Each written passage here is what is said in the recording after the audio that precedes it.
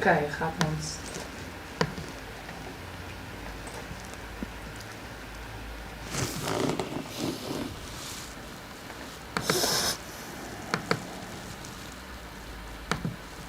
Kan ek hom te screen share?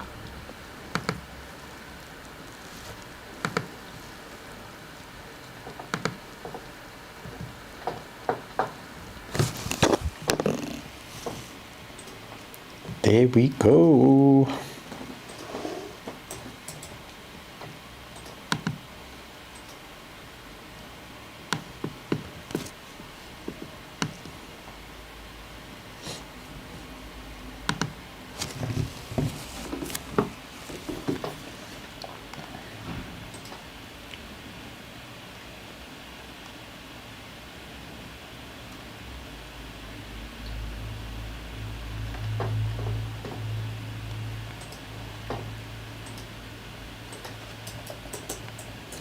Maybe die live weer share, want daar's baie mense wat gejoin het na die tyd. Wat dink jy?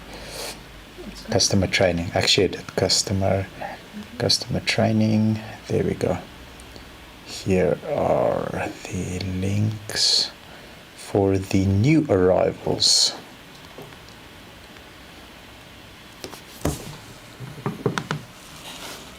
Kan jy met my kode deel wat op jou WhatsApp sit? Of course. 681526. 681526. Lekker. R5.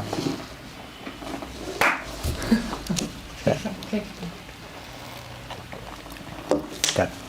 People should start joining now. Kan ek bietjie story tell? Of course. Okay, so how many people on TikTok? 60. Okay, so let's start storytelling from 200 people on TikTok. Okay. Okay, let's see how quickly we can get to 200 peeps. Maybe ask them to share. Boys and girls, ladies and gents, please share the live. I'm about to rock your world, but I've got a very cool story that I'm going to tell when we get to 200 people on our TikTok. 200 people. I'm going to tell you the funniest story ever. It has to do with mileage turning back, or as they call it in the industry, mileage correction. They correct it from whatever it was, is, and they make it up as they go along. They guess what the mileage is next. So please share the live, and I'm going to tell you a very fun, cool story, and then we'll kick into the customer training. 10 slides tonight, Els. How do you expect me to get through 10 slides and be on time? Huh? I'm not expecting anything. Are you not expecting anything? Jeez. If there was ever a woman's statement. As jy niks verwag nie, dan kan jy nie disappointed word. I walked into that probably. It must be those interesting stickers that we've created of you, Els. I don't know what you're talking about. Els? Must be. Has to be. Are we on 200 already? Ek gaan nou kyk. 200 people. I'm going to kick into the story. It's going to be an awesome story. 92 peeps. Jeez, what's going on? Hey? The boring stuff, Els, the stuff that really makes you or saves you money tends to be the stuff that's not so attractive, and people 103 mense. People are not as easily distracted if you're talking strategy, if you're talking factually, if you need to sit and stretch your brain a little bit. People just want to be entertained, seems like it. Nou maar toe, entertain hulle dan. Bring hulle toe. So we don't have a poll, otherwise I would entertain you guys here. Do a backflip. Shit, yes, that's right. Okay, I'm going to kick off with the story. For those of you that joined that are keen to get trained and keen to understand what the hidden costs are, how you can really go and deep dive into whether vehicles mileage has been turned back or not, how to pick up if a vehicle has had any major repairs, any major structural repairs, airbags, etc. Because there is ways that you can find out whether or not the service history is true and correct. The other topics that we're going to unpack is, how does my credit score affect my approval? How can I improve my credit score? So what are the one or two things that we found actually work? So when you do this, after a certain amount of time, this is the reflection, and then you can go on and purchase a vehicle through the bank because you've increased your credit score effectively. And hidden costs.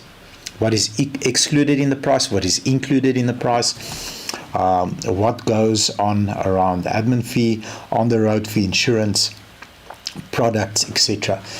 Dealers like to throw around, some dealers, acronyms like VAPs and use fancy words because that's how they speak to each other. It's not to try and confuse you necessarily, but that's how a dealership lingo goes. So what VAPs have you loaded on the transaction will be typically a question that a salesperson asks an F&I, and then the F&I will tell him or her whatever the VAPs are. So VAPs are value-added products.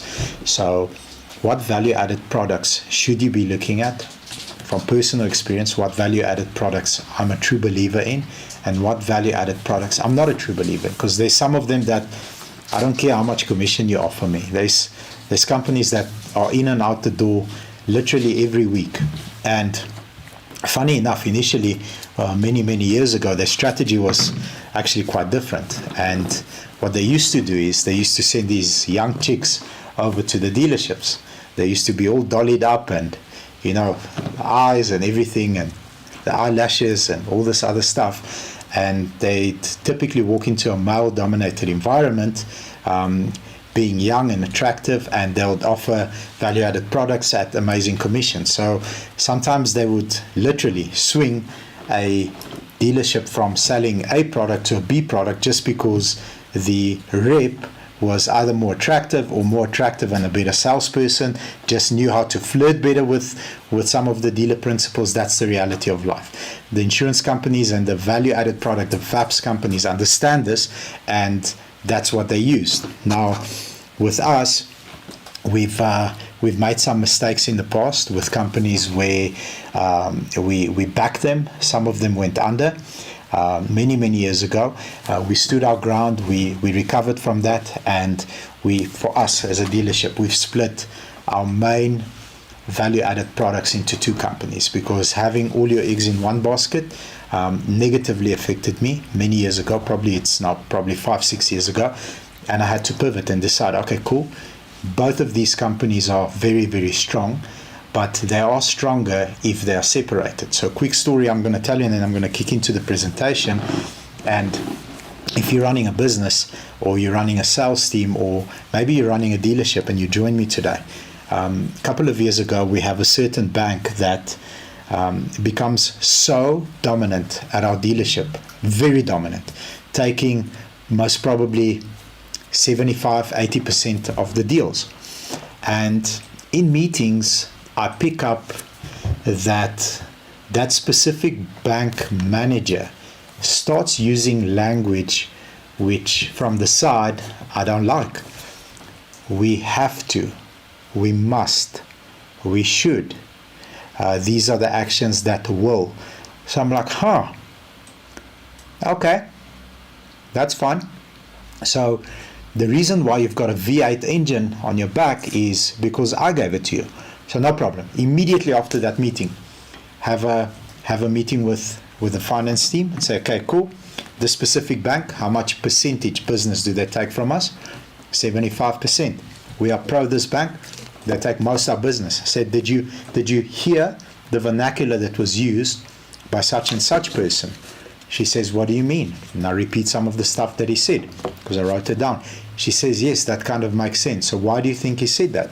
Well, because he gets majority, he gets 30+ million rand from us. So he's allowed to say it. I said, exactly. So let's just even the playing field. Create a more competitive environment within the finance team so that they can compete against each other heavier, more ferociously. Then language like we must and we will no longer be tolerated by me. And what do you think of? And perhaps we should think about, is the language now that is used in those meetings. Much better place for us to be in because they're competing for our business. So same thing with your dealership. I'm going to give you all the value-added products that I believe in and all of them that I don't believe in. And if you've got hate, no problem. If you want, my number's all over the place. You're welcome to phone me. We can debate it. We can do it on a public platform as well. Not a problem. But I'll give you my personal experience and my opinion. And it should be quite weighted because we've won Finance and Insurance Dealer of the Year 3 years in a row. So my opinion kind of matters because we've made the mistakes. That's the only way we've won. It's not because we're the best and we walk on water and we don't make mistakes. We've made more mistakes than everybody else and quickly pivoted and fixed our mistakes as fast as possible to be able to present here. But I'm going to get into a very cool story at the end, not in the beginning. Are we on 200 people already? Or we're still struggling? 125. 125. Still struggling, eh? Okay, no problem. We will present the best possible version of this topic to the few people that have joined us. Thank you very much. Let's get into it. Okay, hidden costs. What's excluded from the advertising price? What is excluded? Typically, here's how dealerships compete. And by the way, Auto Trader completely flipped the game on its head recently when they started a ranking system on their platform. So you've got a fair price, you've got a low price, and then you've got a high price. So then it's ranked in different colors. If I'm not mistaken, a low price is like a light green or an amber type of a color. Fair price is green, and then the high price is red. And everybody automatically thinks, don't buy a high priced car, which is like the furthest from the truth that you could be. Don't buy a high priced car is correct if it can't be justified. You can buy the high priced car if it can be justified. So how do you justify it? Literally before we walked into this meeting, we were busy trading in a P series, which red list. So it means above 511, it becomes a high priced car. The customer wants 520 from us. And I said, like, can we do the deal on 520? I'm happy to pay you 520. So we are already paying over and above what is deemed a high price on Auto Trader. But here's how we justify the pricing. It's a 1-year-old bakkie with 3,000 Ks and it's got a 65,000 Rand canopy. It's absolutely pristine. It's got an upgraded maintenance plan. So there's so much of value. And when described to the right audience, the right eyeballs, pick up the extras, boom, no problem. So typically, any value-added products or any on-the-road fees or fees are not advertised inclusive of the price on a marketplace, like Facebook, Auto Trader, Cars, all these other platforms. So you'll get the price including VAT. Now, I know there's some dealers that try and swindle and they try and pull a move and say this is an excluding VAT price. 99.99% of dealerships marketing on the South African market advertise the price including of VAT. So that's inclusive. All right. On the road fee, registration, licensing, number plates, etc., documentation, admin fee. All right. Our business, our company charges, as from 2 months ago, 6,990. Okay, before then, it was 5,990. I'm going to justify where all that money goes. Okay, firstly, I constantly speak on we don't incentivize our finance and insurance team to lift interest rates that affect the DIC, the dealer incentive commission, so that they can get enriched by getting a percentage. That's how our industry works. That's how all dealers operate, except us. Okay, maybe there's 1 or 2 dealers outside of our structure that operate that way, but very little dealerships, F&Is, get paid outside of DIC because that's the second gross commission. Okay, so here's how we incentivize. A portion of that on-the-road fee goes towards the finance and insurance person, and then we pay them a commission on VAPs sold, value-added products sold. Now, what are those value-added products? It depends from customer to customer. I'm going to give you typically a sales pitch that I always give a certain demographic if a couple of things align. So, credit life. Credit life is I'm a true believer of credit life. And the reason I'm a true believer of credit life is many years ago, probably 10 years ago, one of my best customers ever was in construction. Very nice uncle, short uncle with a boopie, and he bought lots of cars from me. He made lack of money doing construction, and he actually built wooden houses, not like a shed behind your house where you can store your lawnmower, a wooden house. He'll come and put up a wooden house. Mainly very wealthy people put up these wooden houses at places like dams, lakes, whatever, but fancy luxury wooden houses. He was booked back to back to back to back for many months. Okay, he bought a very expensive CLS. At that time, the banana-shaped CLS came out, and we're processing the paperwork, and he said no to credit life. Boom, no to credit life. Okay. We unfortunately at that stage had to take him out of another car because he liked to change his cars every 6 months, and we had an over allowance that we put up on that CLS Mercedes-Benz, which meant that if that CLS Mercedes-Benz was not paid for at least 42 to 48 months, he was going to have a big shortfall. So credit life he refused. I'm young, Bobs. At that time, 10 years ago, he was probably 50. I'm 40 now. That time I'm 30. I'm like, okay, this top is 50, he's not young. Now I know he's young, but I'm like, won't take the credit life. It's like $600. It's not a lot of money on that amount. Take the credit life. You can afford it. Nothing will happen to me. Didn't take the credit life. A couple of months later, I had a heart attack. Auntie came in. Horrible news. And eventually what happened was the bank took the car. Had he had credit life, that 600 Rand a month policy, whatever the number was, would have paid the car in full. Then that auntie would have had a paid off asset worth probably 700,000-800,000 Rand back then, paid off, that she can either sell or use. In that stage of her life, that's not a car for her. She can bring it back to me. Ma'am, the car's worth whatever, 700,000-800,000 Rand. Here's the money. You can use that money to take care of other things. So credit life is, in my opinion, extremely important. Top-up cover is another value-added product. It does exactly what it says, top-up cover. Especially when you are very early in your finance and you go 140, 150, 100 and sometimes 60% over retail. For the first 2 years, you are at risk. If that vehicle gets written off, I had a phone call today. The reason why we still can't do the deal with the customer is because the difference between what the insurance paid out and what he owes the bank is 180,000 Rand. Okay, 180,000 Rand.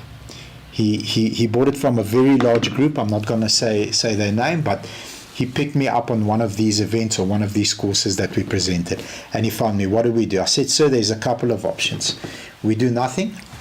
You continue paying that installment until the 180 is paid off. We could do that. We could go and get a loan to pay off the 180. We could do that, or we could simply not pay it and then throw your name into the dustbin. We could also do that because that's always an option. No action is an action. It just gets a different result. Or what I suggest we do, if you need a car, because you do, we can take that money and put it on top of a new car, but it will have to be a car where it's very, very new. It's quite expensive, so you're going to be stretched for installment because 180 is already 4,000 Rand. So if we give you a car of 600, you're going to pay 780. So already whatever you're planning to pay, it's 4,000 Rand more just for that F-up because you didn't have top-up cover. So that's that part. Now, the on-the-road fees also cover the following. And here's where I want you to be careful. Sometimes dealers will say, this is an admin fee, this is an on-the-road fee, and this is a license and registration fee. All of that combined should not be an exorbitant amount. Ours, all-inclusive, is 6,990. It is the lowest in the market, but if the dealership is like 50% more, you should query it. For 6,990, what we do is we license, we reg your car, we make sure one of the top F&Is goes through the contract with you, explaining every single line. We've had, I think our record signing up with a consumer has probably been like 4.5 hours, where we had to read throughout the whole contract. If that's what you want to do, no problem. We've passed all the exams, We are number one for a reason. We'll take your time, make sure that when you walk out, you understand everything that you've signed for. Once we sign you up, that vehicle needs to be licensed, registered, new number plates. But before we sign you up, that vehicle needs to go through roadworthy. Now, if that vehicle's roadworthy fails for one or other reason, let's say, for example, brake pads or whatever the reason is, recon has missed it, comes out of the 6990.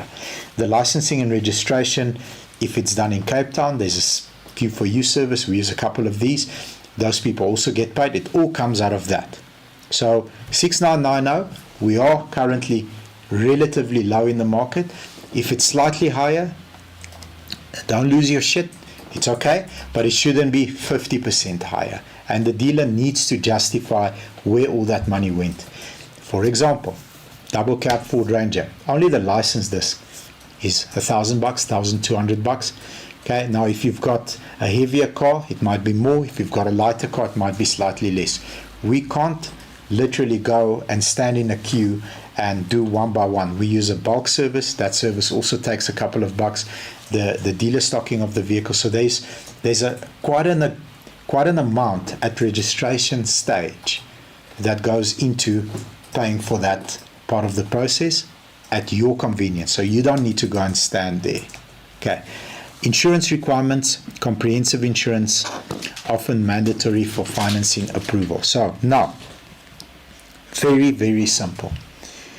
It's law that you are not allowed to take a vehicle without insurance. You need to have proof of cover that is presented to us for you to take the vehicle away from the dealership.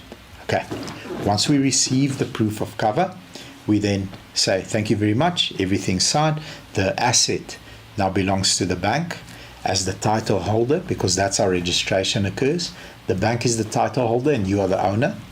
You leave with the vehicle, the bank is protected. Now, it's a scary fact that over 70% of finance vehicles are not insured because people go and cancel the insurance. I couldn't think of a worse thing, like literally outside of like kicking yourself in the head, if you could do that, than cancelling your insurance.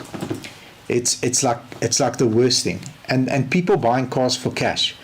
Like you've worked your tail off for God knows how many years to be able to afford a car cash, and then you don't protect the asset with insurance. Like, what's wrong with you? Like, wake up. Things happen. There's women driving on the road. They'll ram into you. Hey, Elsie drives on the road as well. I don't know what you're talking about. So there's people driving on the road on their phone, WhatsApping, watching reels, watching my TikToks, and they'll ram into you. Insure your car. So insurance is a must if finance. If a person comes and buys a car cash from me, now I lose these debates sometimes. The person doesn't want insurance. We've got a different strategy. We give you 2 months free as an upfront value. But before we even did that, because now it's a given. I don't care if you want insurance. I'm giving you 2 months free. Okay, and we're going to have a debate why you should continue, either with the company that we suggest for you or with another company. I don't care who you remain with, as long as you have insurance. Sometimes it happens that they win the debate. Okay, but I mean, I don't think that's a debate that you want to win. How do you protect your hard work if you don't have insurance? Someone rams into you and then the car's a write-off. You take a 10 or 15% of that asset's value, and then the rest goes to a salvage yard and they break it up for spares. So that's the other part about hidden costs, is the insurance.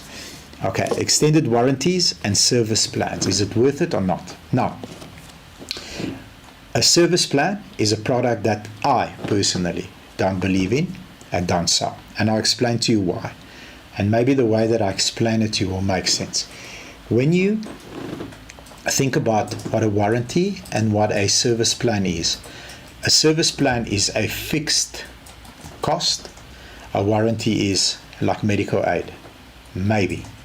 So medical aid, you've got top of the range medical aid, so that if you get sick one day, you don't need to worry about paying in or limits or whatever it is. You don't need to worry about which hospital. You go to the nearest top tier hospital and they'll treat you no matter what, costs you nothing. Warranty is similar. Okay, but if you don't get sick, all that money was paid every month, but you've got a soft pillow. Whereas a service plan is a fixed cost. So let's take a Suzuki Swift, for example, and the Suzuki Swift service plan ends at 45, and you want to take a service plan up to 90, which means the 60, the 75, and the 90,000 kilometer service will be paid for by that service plan. All they do is they pick up the phone and they say, how's it? How much will this next service cost? 3 grand. Next one, 5 grand. That's 8. The next one, 7 grand. 15,000. Cool. 15,000 for the next services. We're going to add an admin fee. We're going to add a markup. And all of a sudden, you're paying 19,500 rand for a service plan. Now, why it's very attractive to consumers is that 19,500 rand gets financed into the finance, and you pay a couple of hundred rand a month. You don't really feel it. But what I'm saying is, if you know the 60,000 service is 3,000 rand and it's coming up in a year, very easy for you to save that money. You're not paying interest on top of the 19 plus the commission plus the admin plus the fee that they charge you. That's service plans. Warranty, it's like medical aid. The worst thing to do is claim, but you are so happy that you had it to be able to claim.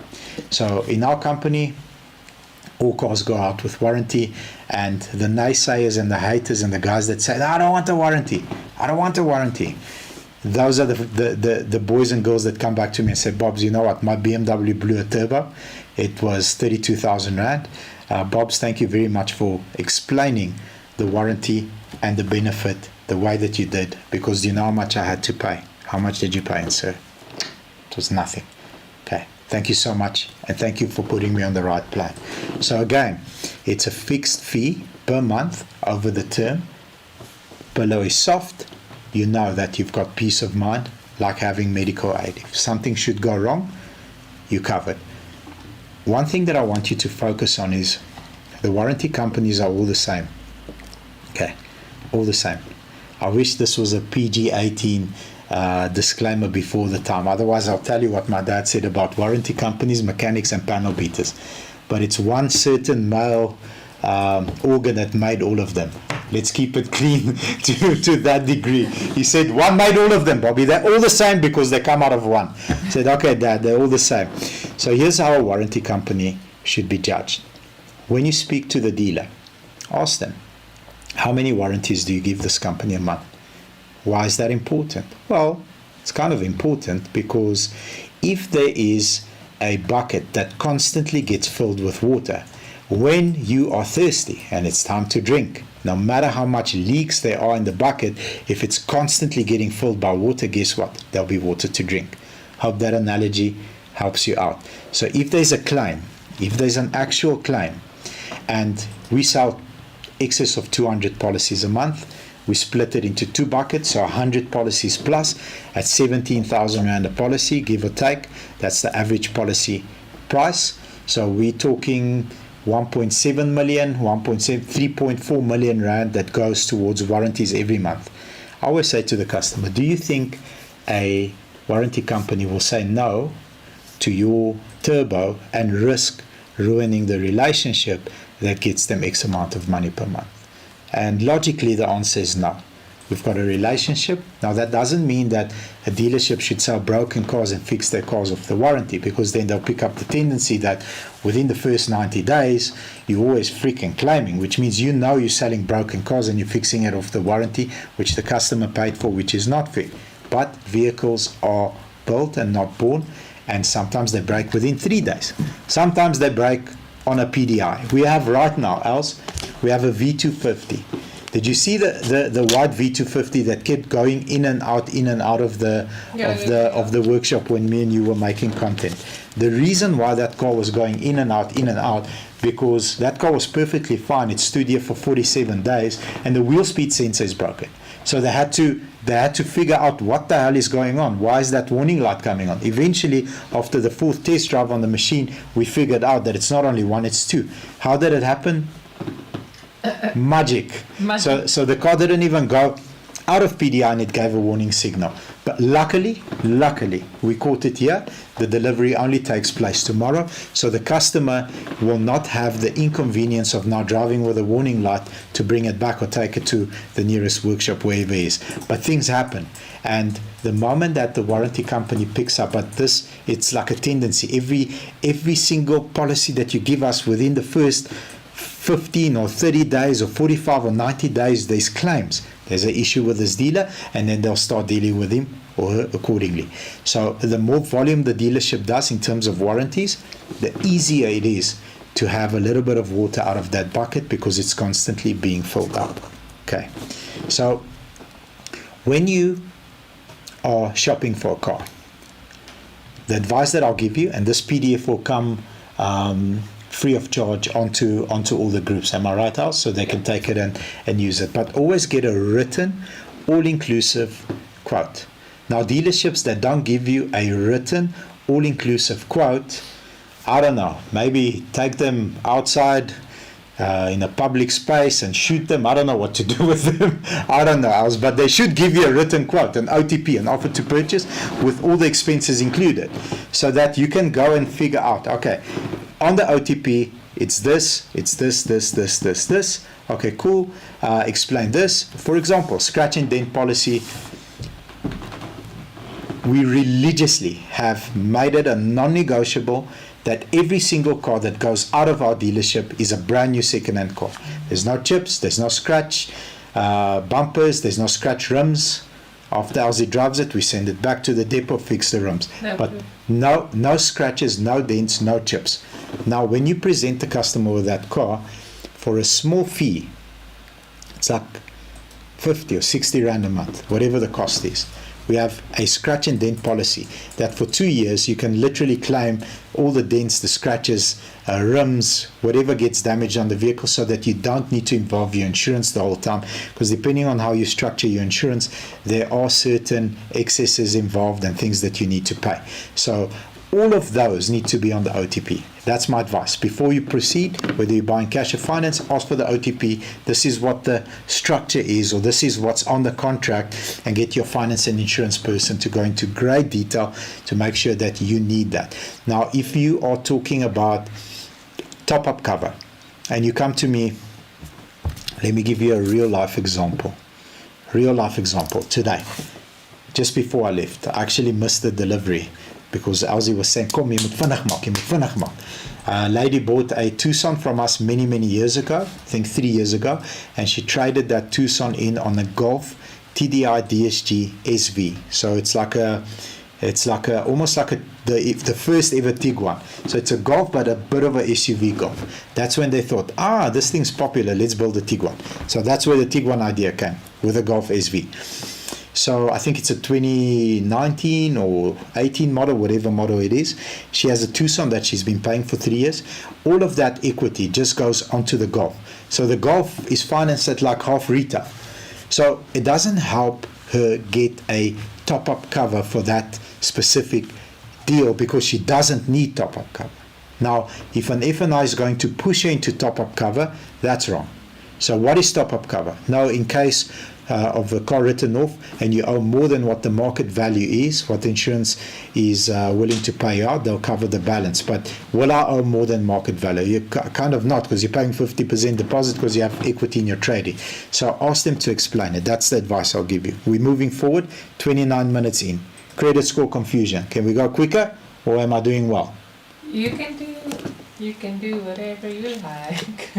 Okay, I think Elsie's had some alcohol in her coffee. She's singing to us here now. How banks use credit scores in approvals, affordability versus risk profile. So, very quick on this point. Your affordability is 30% of gross. Okay, that's it. So, if you earn 10,000, it's 3,000 Rand. That might go towards a car. 20,000 is 6, 30,000 is 9. 40,000 is 12. That's how it works. Okay, a risk profile.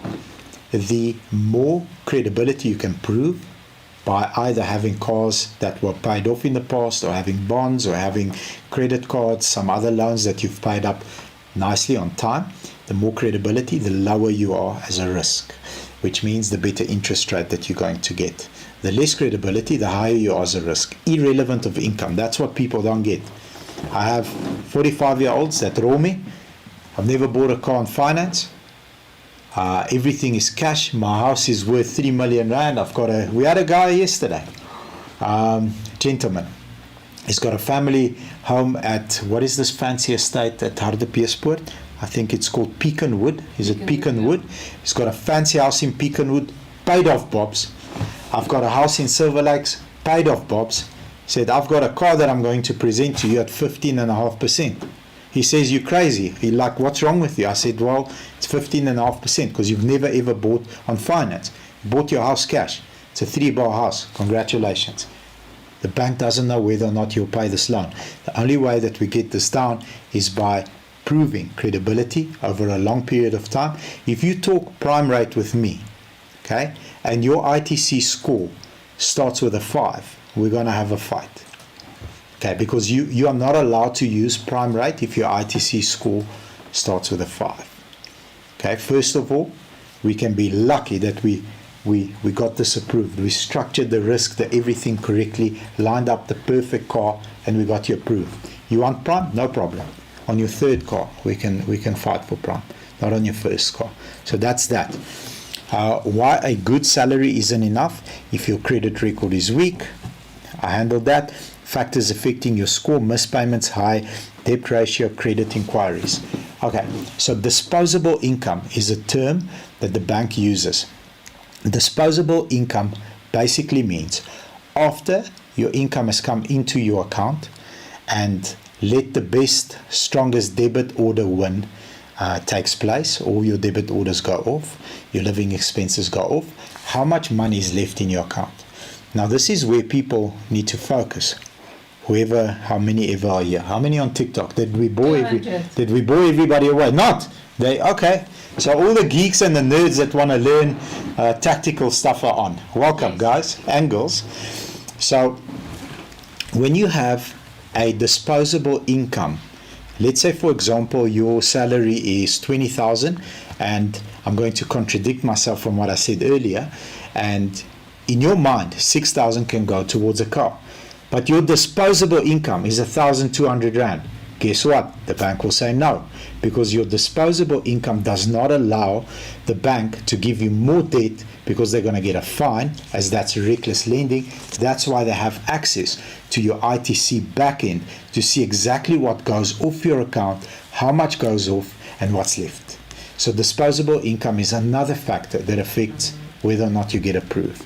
How much money is left after all the debit orders have gone off. Improvement strategies: pay down short-term debt, example, store cards, credit cards, etc. Avoid applying at multiple banks. Every application leaves a footprint. Now, dealerships all say it's a soft check. It's a soft check. So your score is, let's say, for example, 778. When you apply with us, it's a soft check. Still goes down a little bit, a couple of points. You apply down the road, goes down. Fourth one, fifth one, it goes down. It's okay if you're at 780. It's not okay if you're at 690, because below 690, depending on whether you're using Experian or whichever one you're using, but if you are on the threshold, on the line, if you apply 3 dealers, even though it's a soft check, it goes below the line, declined. That's what that means. Build consistency with small credit lines before applying for a vehicle. Okay. The quickest, best tip I can give you on this topic is change your account from savings to check immediately. It just scores better. It does. It scores a lot better. If you go and get a small credit card, if ABSA offers you 50,000 Rand credit card, don't take the 50,000 Rand credit card, because you're smart. You're not a retard. Take a 5,000 Rand credit card. Make sure that you pay it off. As you use 2,000 or 3,000 Rand, make sure that you pay it off so that they can see, because they have to report. 3 months in a row, they report good payer, good payer, good payer. Sweet, this customer is reputable. You go into a cell phone provider, you go and get a small contract. Don't go Red VIP, Top G, BIG, $4,000 a month for a stupid phone. Okay. get either a small contract or a small contract with a phone, so that each and every month, once that debit order goes off, they report up to ITC, it went off fine, it went off fine, it went off fine. If you go and get a clothing account, Edgar is one of these places. Again, don't go max it out, just get it for the plain and simple ask for month-end debit order to go off, so that they can report to ITC that it was off successfully. You're a good payer. 90 days later, if you have 2 to 3 of these accounts, small accounts, your score is good, traceability is good, credit record is good, it looks clean, the bank says yes to a loan. One wrong move and you kick yourself in the head. That's it. All right. Net op 'n Zoom. Sorry, ek bel jou. Okay, dankie. Dankie. Bye. Bye. All right, so moving forward, vehicle condition and history. Now, the story I was about to tell in the beginning was the following. This is such a kick-ass story. Never told this, but hope you enjoy it. A vehicle gets traded in by our team. It was a Nissan Qashqai. I'll never forget it. It was a diesel Nissan Qashqai manual. The car was a couple of years old, probably 3 or 4 years old, just out of warranty. The cluster said 36,000 Ks. But the car's cluster broke, still while under warranty, at something like 65,000 Ks. Okay. Car went into Nissan. They said, listen, we can't fix this cluster, we must change it, put a new one. So at 65,000 kilometers, the cluster was replaced by Nissan. All recorded in the book, nicely documented, everything's there, lekker. So at 65,000 kilometer, when the cluster broke, it went in and then it came out with 0 Ks. Cool. Customer drove it. 36,000 kilometers later, comes in. We have to do a trade-in. It's a big confusion. It's like fights. I'm like, guys, relax. What's going on? The salesperson can't explain to the F&I what the mileage is. The F&I says, according to Bobby's standards and records, we need a photo of the cluster, and the photo of the cluster and the mileage on the OTP is nie reg nie. Voetsak. F&I says to the salesperson, they must go away. So eventually, I see this commotion. I said, what the hell is going on? Okay. Customer's like, all right. For the 20th time. Now we're pissing the customer off because he's already explained it 20 times. Bobs, here's what happened. Now he starts shouting. I'm like, sir, don't shout at me. Like, I've literally done nothing to you yet. You can shout now. Sir, okay. This is what happened. Boom, boom, boom, boom. So what's the problem?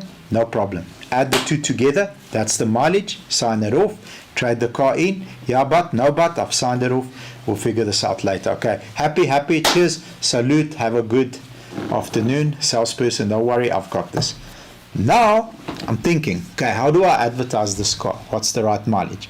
Well, the right mileage is the 65 plus the 35. So it's 100,000 Ks. Now we advertise it with 100,000 Ks. The customer that wants to buy the car comes in and says, what the hell are you guys doing? Like, are you guys all confused? So eventually I go and say, okay, cool. Who can help us correct this mileage? I make a couple of calls, and then there's that one friend of mine that knows a guy. He says to me, Bobs, I know a guy. I'm like, ooh, jette, hier kom het nou. So it's one of these busy guys that says to me, Bobs, just found this guy. His name is whatever. I'm not going to say his name. But no, whatever. But he's not a local guy. He's not a local guy. He's like a European guy.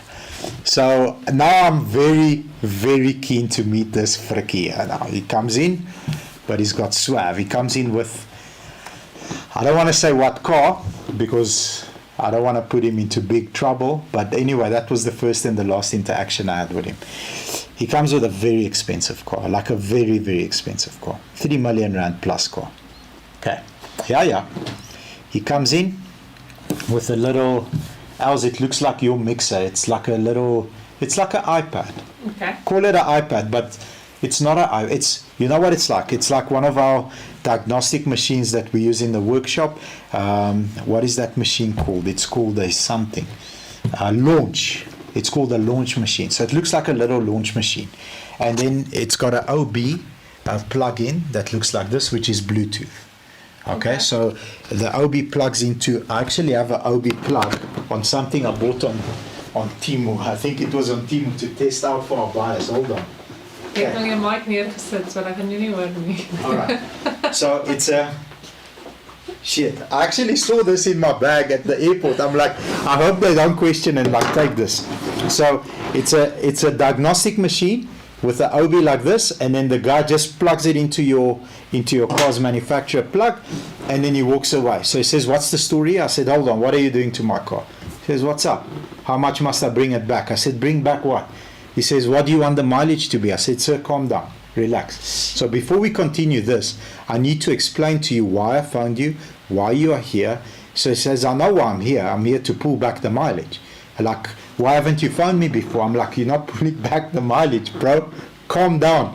Like, the reason why you're here is because, and now I've got all these documentations, and I've got all the proofs at Nissan and the invoices lined up like this, because I need to prove to this guy why he should take the mileage forward.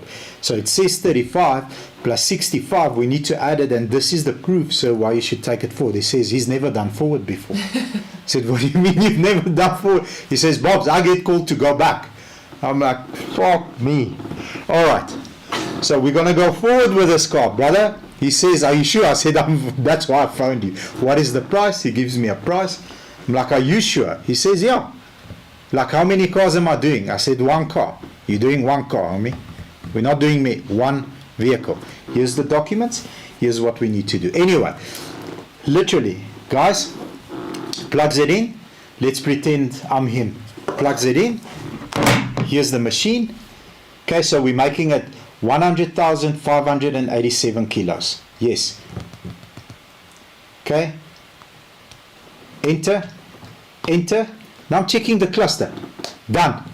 Cluster changes, takes out his OB. He says, "Right, here's my invoice. I'll only accept cash." I'm like, "My man, no problem." So I have the cash ready. I pay him the cash. He gives me a little invoice from Pick and Pay. There's no much information on the invoice outside of the price. There's no recording of the kilos. Now I'm chatting to this guy. I'm like, "Homie, how busy are you? Is that your car?" He says, "Yeah, I have many cars. I have this, I have that, I have this, I have that, I have this." So I ask him, "How busy are you?" He says, "Well, Mondays I do this area. He says, "Yeah. Then Tuesdays I do that area." "Huh?" "Then Wednesdays I'm here. Thursdays I always go there. Fridays I do here. Saturdays I do this area, and Sundays I take off, unless it's an emergency." "So you have areas?" "Yes, I have areas." "Okay, cool. Appreciate your time. Thank you so much. Have a nice day. Bye-bye." This person has dedicated a day to do a certain area where the dealerships receive new stock, and they know XYZ person is coming on Monday, and that person is going to do the area. Be very careful. Here's what you need to do. When you go and research a vehicle's history, okay, if there are gaps, especially towards the end, red flag. For example, sometimes we buy vehicles that are a little bit older, that don't have annual services. They've got services on mileage. So for example, you have a very low mileage. Let's say we've got a BMW Z3 at the moment. I think the car's 10 years old. It's only had 4 services. It should have had 10 services. It only had 4 services. So the 4 services were done on mileage. So every 10,000 kilometers. The car doesn't have the mileage for the 10. That's how the customer did it. It only had kilo services. That you can sort of put together the pattern. But if the vehicle had, let's say for example, it's a 10-year-old vehicle. It had 100,000 Ks in the first year, 5 years. And then all of a sudden on year 7 it had a service on 130, and now the car's got 140, and it's 3 years later.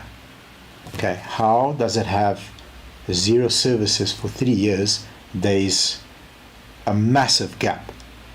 Can we prove it? No. So red flag. Here's what I suggest. You reverse engineer the consumer's use and the exchange of consumer. We are very close, probably 6 months away from opening up information on vehicles that currently only 3 dealerships in the country have. It's us, wheelie and we buy cars. We've been fighting to make sure that NATIS check information is disclosed and you can see the movement and the patterns. So then you can go and pick up, okay, this vehicle was in the Western Cape. Unfortunately, most of the vehicles today, most of the vehicle manufacturers are not interlinked in South Africa. Some of them are, most are not. For example, BMW, while in motor plan, centralized. Out of motor plan, not centralized, which means if a vehicle's got full service history up to 150, but on motor plan it was up to 100,000 k's at a certain dealer, the other 50 you have to find that specific dealer. So a tip that I can always give you, if there's a gap, red flag. If you want to verify, sort of look at where the car was living during that period of time and find the dealers in that area, because most likely if they don't pick up, let's say Zambezi BMW doesn't pick up a service on a vehicle that's out of plan, but if you found Fountains, they pick it up, that's a leak. So that's a tip that I'll give you. Accident history, this is super hard, super duper hard. Again, we have been for the longest time trying to get some information out there to the public. Probably within 6 months it will be easier for you to have access to this information. But before you buy a vehicle, before you pay for a vehicle, just have a trained eye look at it. That's it. Just have a trained eye look at it. There are lots of services like the AA, like DECRA. There's lots of roadworthy places that go and do a more intensive test, pick it up on the lift, make sure the chassis hasn't bent and you know the car hasn't been cut and joined and welded and in the middle and all this other scary stuff. Pick it up. I don't mind paintwork. Like today we bought a car that had quite a bit of paintwork on an expensive car. It's a very dark colored car, so it's not a black, it's like a gunmetal, but a very dark gunmetal. Okay, the car's bumper and bonnet was painted and one fender was painted. It's got about 60,000 k's. It's a 3-year-old car, but an expensive car, 800 grand car, 900 grand car. I don't mind that because you can go and see that these panels were done for road rash. Road rash is fine. We are an expertly trained team to be able to view that. You are not. Therefore, you should seek the services of a DECRA or one of these places that give you a more intensive, either than a road where you know the car's tires are fine, the windscreen is fine, the wipers work, brake lights work, and the brakes work well enough on our machine. A deeper, intensive, specific check for paintwork and accident damage will be fine. Mileage manipulation we looked at, importance of a full service history. I don't need to go into too much detail. You know it's important for the health. How to request and read an independent inspection report, AA or DECRA. Once it's done, a lot of the dealers, you will pick up in the mannerisms that they use if you request them to do one. If they're fighty, why are they fighting? Most dealers will say, listen, like if you phone me, like, listen, dude, I don't care who inspects my car. You can have a Martian inspect my car. Just inspect the car, bro. If you want a very intensive DECRA test and it's a 3,500 rand test, where do I take the car? You pay for it, show me, point. Which one do I take it to? Now take it to Mainland. Cool. Tell them I'll be there at 12. But if you have a dealer that's fighty, that doesn't want you to do the test, yeah, but why? Let's do a road with it's good enough. And the moment you have that pushback, it's a red flag. Why wouldn't they want you to inspect the vehicle? So if the dealer is easygoing, no problem. And if there's faults, guess what? I'd rather know about the faults before I give you the car, because you can say to me, I've had this many times. Pops, after intensive DECRA test, you know what they picked up? They picked up that the tires are actually 7 years old and tires are only supposed to last 5 years. That was how we figured this out. So now we account for that when we go and we actually buy the vehicle. It's a very good point when you're buying a car, and it should be here, and I'm sorry it's not because I forgot to put it in. Askis. A tire's life cycle is 5 years. So if it goes over 5 years, that means that tire is not as reliable. It doesn't do the job as properly as if it was less than 5 years old. So that's how we picked it up. And then value tip, don't just test drive, ask for documents. The paper trail tells you more than the shine. So the paper trail tells you more than the shine. You are allowed to say, whose car was this? Now, due to Poppy Act, we can't always give you the previous owner's ID number. Okay? But I can say, this person is a middle-aged man and he lives in this area. Or if it's a young person, this is a person in their 20s and they live in this area. That's who I bought it from. Cool.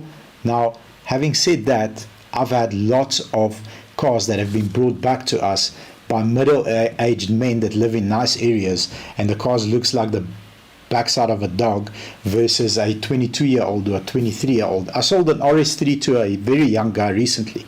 He's from Joburg. RS3 is 23 or 24. He's got a very successful cannabis shop, else cannabis. So he's got cannabis shops. Okay, phone me up, Bob's. Uncle Bob's, how's it?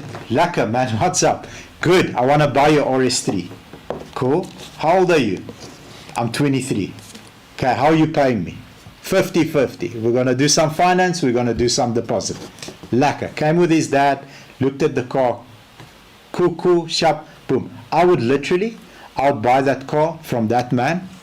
I can just see the way he loves that vehicle. It's already PPF'd, and he sends me photos, diamond polish, and look at the wheels. I've got this and this. And so it's not necessarily to say that an old person takes care of a car and a young person pulls it through their backside. It's vice versa.